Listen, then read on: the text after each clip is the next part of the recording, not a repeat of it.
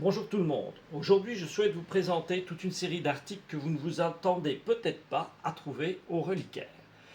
Je vais commencer par la lanterne, Green Lantern, qui lume, magnifique. Les piles sont faciles à changer. Ensuite, je vous présenterai un peu plus en détail le Cryptex, qui fonctionne. Vous pourrez y cacher vos plus grands secrets. Une superbe statuette de Superman, qui volera volontiers jusqu'à vos vitrines. Alors, pour ceux qui connaissent, nous avons le jeu d'échecs Star Trek. Les règles et tout sont à l'intérieur. Ou alors un autre jeu, mais ça je ne le conseille pas à mes meilleurs clients parce que j'ai pas envie de vous voir disparaître dans une réalité parallèle, le jeu de Jumanji.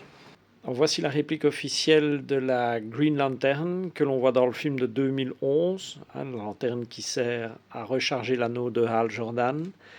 Elle est en résine, elle fait à peu près 38 cm de haut et un peu plus de 2 kg quand même.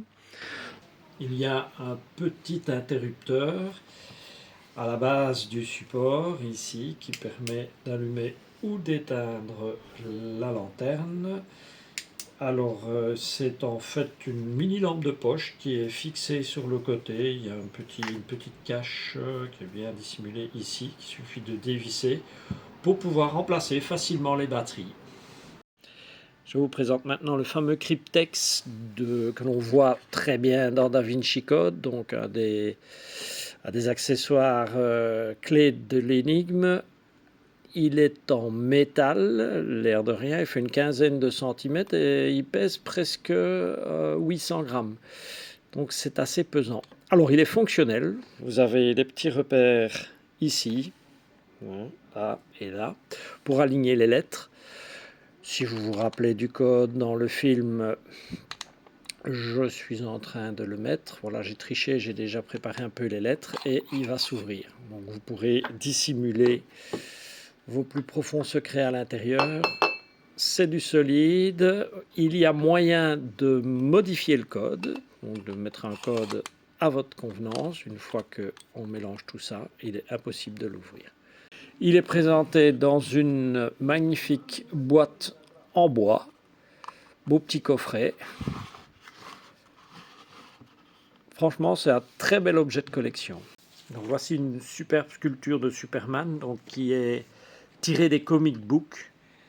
Elle est en résine, elle fait en tout 23 cm de haut pour un poids d'un peu moins de 1 kg.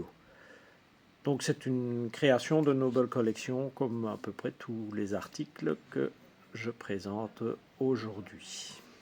Bon, maintenant je vais vous présenter le jeu d'échecs Star Trek en 3 dimensions, qu'on voit dans les films d'ailleurs. Alors, vous avez bien entendu l'ensemble des pièces pour assembler le plateau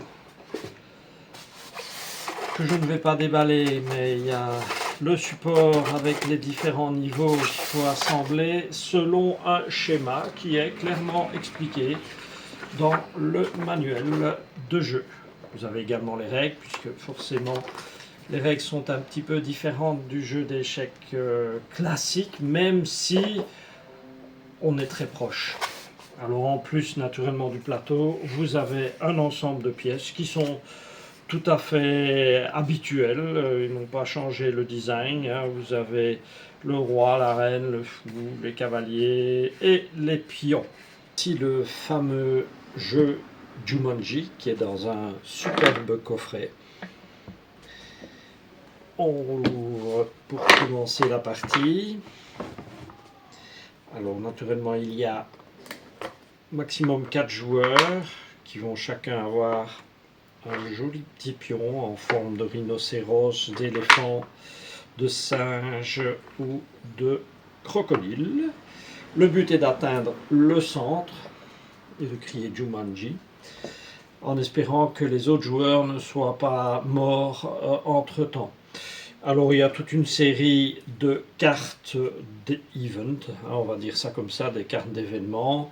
Vous avez des cartes de vie, il y a un autre petit coffret ici, hop là, avec 2 dés à 6 faces, enfin 3 dés à 6 faces, dont un dé spécial.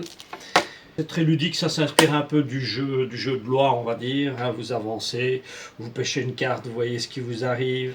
Vous avez des cartes de vie, donc ici 3 cartes maximum par joueur, hein, 3 points de vie. Vous avez un ensemble de règles très courtes. C'est en anglais, mais franchement, il n'y a pas grand chose à lire. Hein. Tout de suite, vous voyez, la première page est déjà full.